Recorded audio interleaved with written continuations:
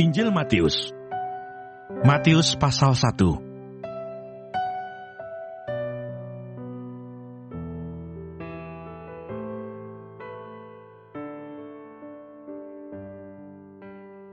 Silsilah Yesus Kristus. Inilah silsilah Yesus Kristus, anak Daud, anak Abraham. Abraham memperanakan Ishak. Ishak memperanakan Yakub. Yakub memperanakan Yehuda dan saudara-saudaranya. Yehuda memperanakan Peres dan Zerah dari Tamar. Peres memperanakan Hesron. Hesron memperanakan Ram. Ram memperanakan Aminadab. Aminadab memperanakan Nahason. Nahason memperanakan Salmon. Salmon memperanakan Boas dari Rahab. Boas memperanakan Obed dari Rut. Obed memperanakan Isai. Isai memperanakan Raja Daud. Daud memperanakan Salomo dari istri Uria. Salomo memperanakan Rehabeam. Rehabeam memperanakan Abia. Abia memperanakan Asa. Asa memperanakan Yosafat. Yosafat memperanakan Yoram. Yoram memperanakan Uzia. Uzia memperanakan Yotam. Yotam memperanakan Ahaz. Ahaz memperanakan Hizkia. Hizkia memperanakan Manasye. Manasye memperanakan Amon. Amon memperanakan Yosia. Yosia memperanakan Yekonya dan saudara-saudaranya pada waktu pembuangan ke Babel. Sesudah pembuangan ke Babel, Yekonya memperanakan Shealtiel. Shealtiel memperanakan Serubabel. Serubabel memperanakan Abihud. Abihud memperanakan Elyakim. Elyakim memperanakan Azor. Azor memperanakan Sadok. Sadok memperanakan Akim. Akim memperanakan Eliud. Eliud memperanakan Eleasar. Eleasar memperanakan Matan. Matan memperanakan Yakub. Yakub memperanakan Yusuf suami Maria yang melahirkan Yesus yang disebut Kristus. Jadi seluruhnya ada 14 keturunan dari Abraham sampai Daud, 14 keturunan dari Daud sampai pembuangan ke Babel, dan 14 keturunan dari pembuangan ke Babel sampai Kristus. Kelahiran Yesus Kristus. Kelahiran Yesus Kristus adalah seperti berikut. Pada waktu Maria ibunya bertunangan dengan Yusuf, ternyata ia mengandung dari Roh Kudus, sebelum mereka hidup sebagai suami istri. Karena Yusuf suaminya seorang yang tulus hati dan tidak mau mencemarkan nama istrinya di muka umum, ia bermaksud menceraikannya dengan diam-diam. Tetapi ketika ia mempertimbangkan maksud itu, malaikat Tuhan nampak kepadanya dalam mimpi dan berkata, "Yusuf anak Daud, janganlah engkau takut mengambil Maria sebagai istrimu, sebab anak yang di dalam kandungannya adalah dari Roh Kudus. Ia akan melahirkan anak laki-laki, dan engkau akan menamakan dia Yesus, karena dialah yang akan menyelamatkan umatnya dari dosa mereka." Hal itu terjadi supaya genaplah yang difirmankan Tuhan oleh Nabi. Sesungguhnya, anak darah itu akan mengandung dan melahirkan seorang anak laki-laki, dan mereka akan menamakan dia Immanuel, yang berarti Allah menyertai kita. Sesudah bangun dari tidurnya, Yusuf berbuat seperti yang diperintahkan malaikat Tuhan itu kepadanya. Ia mengambil Maria sebagai istrinya, tetapi tidak bersetubuh dengan dia, sampai ia melahirkan anaknya laki-laki, dan Yusuf menamakan dia Yesus.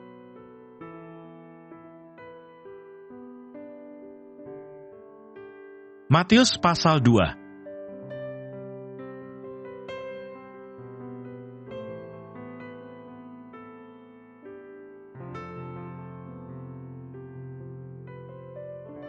Orang-orang Majus dari timur. Sesudah Yesus dilahirkan di Betlehem di tanah Yudea, pada zaman Raja Herodes, datanglah orang-orang Majus dari timur ke Yerusalem dan bertanya-tanya, "Di manakah dia, Raja orang Yahudi yang baru dilahirkan itu? Kami telah melihat bintangnya di timur, dan kami datang untuk menyembah dia." Ketika Raja Herodes mendengar hal itu, terkejutlah ia beserta seluruh Yerusalem. Maka dikumpulkannya semua imam kepala dan ahli Taurat bangsa Yahudi. Lalu dimintanya keterangan dari mereka, di mana Mesias akan dilahirkan. Mereka berkata kepadanya, "Di Betlehem di tanah Yudea, karena demikianlah ada tertulis dalam kitab Nabi. Dan engkau Betlehem, tanah Yehuda, engkau sekali-kali bukanlah yang terkecil di antara mereka, yang memerintah Yehuda, karena daripadamulah akan bangkit seorang pemimpin, yang akan menggembalakan umatku Israel." Lalu dengan diam-diam Herodes memanggil orang-orang Majus itu dan dengan teliti bertanya kepada mereka, bila mana bintang itu nampak. Kemudian ia menyuruh mereka ke Betlehem, katanya, Pergi dan selidikilah dengan seksama hal-hal mengenai anak itu, dan segera sesudah kamu menemukan dia, kabarkanlah kepadaku, supaya aku pun datang menyembah dia." Setelah mendengar kata-kata raja itu, berangkatlah mereka. Dan lihatlah, bintang yang mereka lihat di timur itu mendahului mereka, hingga tiba dan berhenti di atas tempat di mana anak itu berada. Ketika mereka melihat bintang itu, sangat bersukacitalah mereka.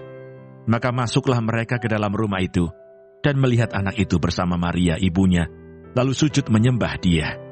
Mereka pun membuka tempat harta bendanya, dan mempersembahkan persembahan kepadanya, yaitu emas, kemenyan, dan mur. Dan karena diperingatkan dalam mimpi, supaya jangan kembali kepada Herodes, maka pulanglah mereka ke negerinya melalui jalan lain. Penyingkiran ke Mesir. Sesudah orang-orang Majus itu berangkat, nampaklah malaikat Tuhan kepada Yusuf dalam mimpi dan berkata, "Bangunlah, ambillah anak itu serta ibunya, larilah ke Mesir dan tinggallah di sana, sampai aku berfirman kepadamu, karena Herodes akan mencari anak itu untuk membunuh dia." Maka Yusuf pun bangunlah, diambilnya anak itu serta ibunya malam itu juga, lalu menyingkir ke Mesir, dan tinggal di sana hingga Herodes mati. Hal itu terjadi supaya genaplah yang difirmankan Tuhan oleh Nabi, "Dari Mesir kupanggil anakku." Pembunuhan anak-anak di Betlehem. Ketika Herodes tahu bahwa ia telah diberdayakan oleh orang-orang Majus itu, ia sangat marah. Lalu ia menyuruh membunuh semua anak di Betlehem dan sekitarnya, yaitu anak-anak yang berumur 2 tahun ke bawah, sesuai dengan waktu yang dapat diketahuinya dari orang-orang Majus itu. Dengan demikian genaplah firman yang disampaikan oleh Nabi Yeremia. Terdengarlah suara di Rama, tangis dan ratap yang amat sedih. Rahel menangisi anak-anaknya, dan ia tidak mau dihibur, sebab mereka tidak ada lagi. Kembali dari Mesir. Setelah Herodes mati, nampaklah malaikat Tuhan kepada Yusuf dalam mimpi di Mesir, katanya, "Bangunlah, ambillah anak itu serta ibunya, dan berangkatlah ke tanah Israel, karena mereka yang hendak membunuh anak itu sudah mati." Lalu Yusuf pun bangunlah, diambilnya anak itu serta ibunya, dan pergi ke tanah Israel. Tetapi setelah didengarnya bahwa Arkelaus menjadi raja di Yehuda, menggantikan Herodes ayahnya, ia takut ke sana. Karena dinasihati dalam mimpi, pergilah Yusuf ke daerah Galilea. Setibanya di sana ia pun tinggal di sebuah kota yang bernama Nazaret. Hal itu terjadi supaya genaplah firman yang disampaikan oleh nabi-nabi, bahwa ia akan disebut orang Nazaret.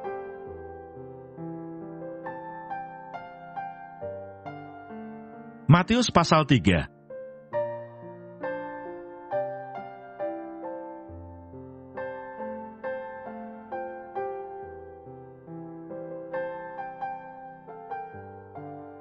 Yohanes Pembaptis. Pada waktu itu tampillah Yohanes Pembaptis di padang gurun Yudea dan memberitakan, "Bertobatlah, sebab kerajaan surga sudah dekat." Sesungguhnya dialah yang dimaksudkan Nabi Yesaya ketika ia berkata, "Ada suara orang yang berseru-seru di padang gurun, persiapkanlah jalan untuk Tuhan, luruskanlah jalan baginya."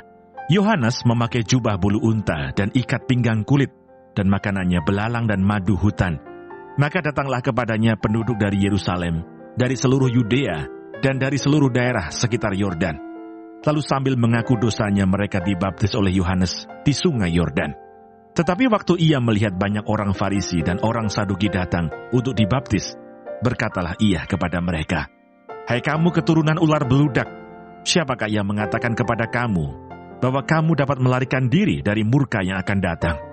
Jadi hasilkanlah buah yang sesuai dengan pertobatan.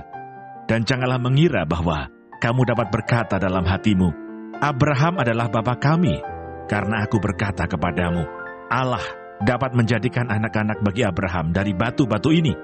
Kapak sudah tersedia pada akar pohon, dan setiap pohon yang tidak menghasilkan buah yang baik pasti ditebang dan dibuang ke dalam api. Aku membaptis kamu dengan air sebagai tanda pertobatan, tetapi ia yang datang kemudian daripadaku lebih berkuasa daripadaku, dan aku tidak layak melepaskan kasutnya. Ia akan membaptiskan kamu dengan Roh Kudus dan dengan api. Alat penampi sudah di tangannya. Ia akan membersihkan tempat pengirikannya dan mengumpulkan gandumnya ke dalam lumbung. Tetapi debu jerami itu akan dibakarnya dalam api yang tidak terpadamkan." Yesus dibaptis Yohanes. Maka datanglah Yesus dari Galilea ke Yordan kepada Yohanes untuk dibaptis olehnya. Tetapi Yohanes mencegah dia, katanya, "Akulah yang perlu dibaptis olehmu, dan engkau yang datang kepadaku." Lalu Yesus menjawab, katanya kepadanya, "Biarlah hal itu terjadi, karena demikianlah sepatutnya kita menggenapkan seluruh kehendak Allah." Dan Yohanes pun menurutinya. Sesudah dibaptis, Yesus segera keluar dari air, dan pada waktu itu juga langit terbuka, dan ia melihat Roh Allah seperti burung merpati turun ke atasnya.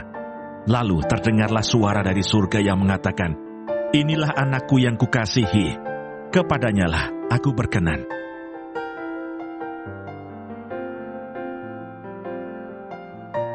Matius pasal 4.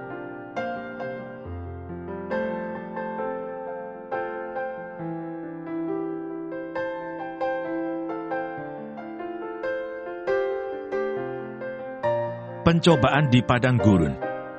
Maka Yesus dibawa oleh Roh ke padang gurun untuk dicobai iblis. Dan setelah berpuasa 40 hari dan 40 malam, akhirnya laparlah Yesus. Lalu datanglah si pencoba itu dan berkata kepadanya, "Jika engkau anak Allah, perintahkanlah supaya batu-batu ini menjadi roti." Tetapi Yesus menjawab, "Ada tertulis, manusia hidup bukan dari roti saja, tetapi dari setiap firman yang keluar dari mulut Allah." Kemudian iblis membawanya ke kota suci dan menempatkan dia di bubungan bait Allah. Lalu berkata kepadanya, "Jika engkau anak Allah, jatuhkanlah dirimu ke bawah, sebab ada tertulis, mengenai engkau, ia akan memerintahkan malaikat-malaikatnya, dan mereka akan menatang engkau di atas tangannya, supaya kakimu jangan terantuk kepada batu." Yesus berkata kepadanya, "Ada pula tertulis, janganlah engkau mencobai Tuhan Allahmu."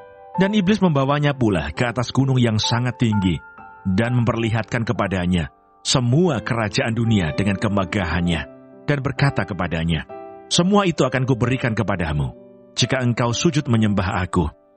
Maka berkatalah Yesus kepadanya, "Enyahlah iblis, sebab ada tertulis, engkau harus menyembah Tuhan Allahmu, dan hanya kepada Dia sajalah engkau berbakti." Lalu iblis meninggalkan dia, dan lihatlah, malaikat-malaikat datang melayani Yesus. Yesus tampil di Galilea. Tetapi waktu Yesus mendengar bahwa Yohanes telah ditangkap, menyingkirlah ia ke Galilea. Ia meninggalkan Nazaret dan diam di Kapernaum, di tepi danau, di daerah Sebulon dan Naftali, supaya genaplah firman yang disampaikan oleh Nabi Yesaya. Tanah Sebulon dan tanah Naftali, jalan ke laut, daerah seberang sungai Yordan Galilea, wilayah bangsa-bangsa lain. Bangsa yang diam dalam kegelapan telah melihat terang yang besar, dan bagi mereka yang diam di negeri yang dinaungi maut telah terbit terang. Sejak waktu itulah Yesus memberitakan, "Bertobatlah, sebab kerajaan surga sudah dekat." Yesus memanggil murid-murid yang pertama. Dan ketika Yesus sedang berjalan menyusur danau Galilea, ia melihat dua orang bersaudara, yaitu Simon yang disebut Petrus dan Andreas saudaranya. Mereka sedang menebarkan jala di danau, sebab mereka penjala ikan. Yesus berkata kepada mereka, "Mari, ikutlah aku, dan kamu akan kujadikan penjala manusia." Lalu mereka pun segera meninggalkan jalannya dan mengikuti dia. Dan setelah Yesus pergi dari sana, dilihatnya pula dua orang bersaudara, yaitu Yakobus dan Zebedeus, dan Yohanes saudaranya, bersama ayah mereka Zebedeus, sedang membereskan jala di dalam perahu. Yesus memanggil mereka, dan mereka segera meninggalkan perahu serta ayahnya, lalu mengikuti dia. Yesus mengajar dan menyembuhkan banyak orang. Yesus pun berkeliling di seluruh Galilea. Ia mengajar dalam rumah-rumah ibadat dan memberitakan Injil Kerajaan Allah, serta melenyapkan segala penyakit dan kelemahan di antara bangsa itu. Maka tersiarlah berita tentang dia di seluruh Syria, dan dibawalah kepadanya semua orang yang buruk keadaannya, yang menderita pelbagai penyakit dan sengsara, yang kerasukan, yang sakit ayan, dan yang lumpuh. Lalu Yesus menyembuhkan mereka. Maka orang banyak berbondong-bondong mengikuti dia. Mereka datang dari Galilea dan dari Dekapolis, dari Yerusalem dan dari Yudea dan dari seberang Yordan.